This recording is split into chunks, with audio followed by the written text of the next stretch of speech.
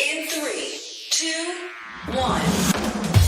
7 things you probably didn't know you need to know. I'm Jamie East, and this is the Smart 7. Good morning, everybody. It's Wednesday, the 6th of July, and it's National Fried Chicken Day. And a big happy birthday to Sylvester Stallone, the Dalai Lama, Jennifer Saunders, and Kate Bush.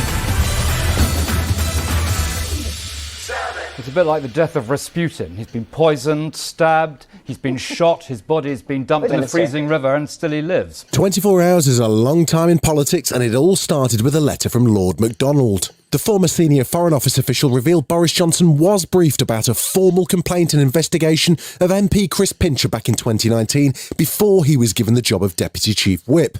After hearing the PM's denials, Lord MacDonald felt he had no choice but to speak out. It is very unusual for a retired official to do what I have done this morning. I did it by myself because what I have seen and read over the last few days I knew to be wrong, and things get to a point where you have to do the right thing. After which, Boris Johnson finally admitted promoting Pincher may not have been his best ever idea. In hindsight, it was the wrong thing to do. I apologise to everybody who's been badly affected by it, and I just want to make absolutely clear that there's no place in this government for anybody who is predatory or who abuses their position of power. Former Tory MP Dominic Grieve explained what he would do in Dominic Raab's position. If I were in the position of the Deputy Prime Minister, I'm afraid I would go and see the Prime Minister at lunchtime today and I would say, look, I'm very sorry, but you have got to resign. And I have to tell you that if you're not resigning, I'm resigning from your government immediately. And then, just as all this happened, the Prime Minister was dealt a huge blow as both the Chancellor and Health Secretary quit within minutes of each other, saying they'd lost confidence in him.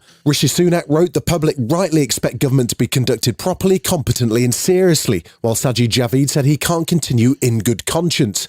Downing Street moved quickly on Tuesday night to appoint Nadhim Zahawi as Chancellor of the Exchequer. Previous Chief of Staff in Downing Street, Steve Barclay, was made Secretary of State for Health, and Michelle Donnellan is now Secretary of State for Education.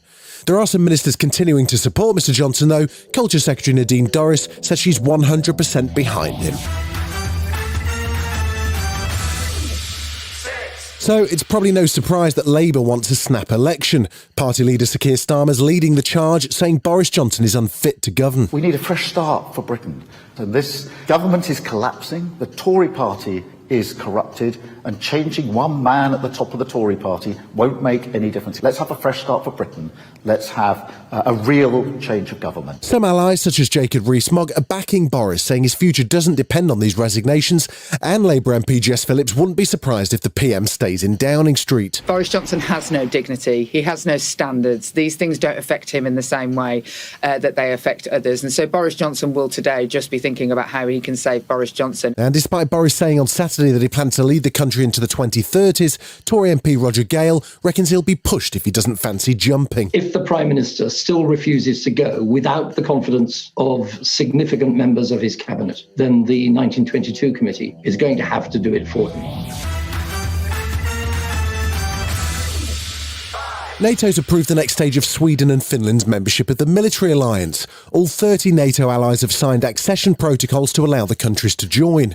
Secretary-General Jens Stoltenberg said that this was a truly historic moment. Welcoming Finland and Sweden into the alliance will make them safer, NATO stronger, and all of us more secure. This marks the start of the ratification process, but it could still take several months for the countries to become official members.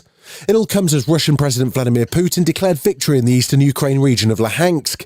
The latest British intelligence shows the Kremlin's control's been extended across virtually all of that territory. Putin says his troops should prepare for the next operation. The units that took part in active hostilities and achieved success, victory in the Luhansk direction, of course should rest and increase their combat capabilities. And the question of Ukrainian grain is still an issue. Tory MP Tobias Ellwood had this warning for the world if it doesn't help Odessa to ensure grain can leave the Ukrainian port. This does require us to step up. The consequences will almost be biblical. The starvation, the famine that will take place.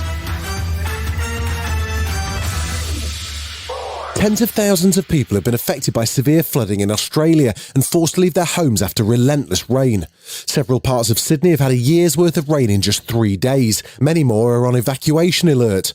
A disaster has been declared across numerous areas of New South Wales, where Kevin Levy lives. This is the third oldest settlement in Australia, so I think it'll withstand another couple of floods. It's the fourth time that we've been through a flood here since we've been here, just over 7 months. But there's a lot of people in the area that have been through a lot more than us. Still to come on the Smart 7, Norris through to the semis, and relax, take it easy, pop star Mika's here. Right after this. Welcome back. Britain's Cameron Norris into the semi-finals of Wimbledon after winning a 5-set thriller against Belgium's David Goffin 3-6, 7-5, 2-6, 6-3, 7-5. He's only the fourth British man in the Open era to get that far and faces defending champion Novak Djokovic in the last four. He had this message for fans after the game. Hey guys, Cam here. Crazy atmosphere today, and you guys definitely got me over the line. Can't wait to see you out there watching on Friday. Number one seed Djokovic beat Jannik Sinner 5-7, 2-6, 6-3, 6-2, 6-2 earlier on Tuesday to secure his place in the final four.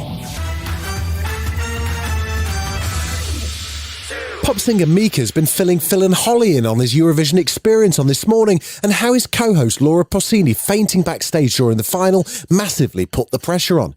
He was suddenly back on our tellies with 200 million people tuned in and had to try to figure out what to say next. And then, of course, you get onto the gig. Everything's going wrong. You've got some guy dressed as a banana wolf hugging your leg, and you've got no script, and your co-host has disappeared for about 27 minutes, and you have no idea why. The gobo's still, because, you know, written for her. An epic whodunit hits Netflix today in the form of true crime documentary Girl in the Picture. It's by Skye Borgman, the filmmaker that brought us the mind-blowing Abducted in Plain Sight. Who was Sharon Marshall, and why was her real identity unknown to everyone, even her? In 2002, a friend sent me a photograph. It was a picture of a little girl, her father. The more you looked at the picture and the more you looked at her, you could see something was terribly wrong. The only person that knew her real identity was her father. This has been the Smart 7. Wherever you're listening, do us a favour and hit the follow button. We'll be back tomorrow at 7 a.m. Have a great day. Written, produced and published by Daft Doris.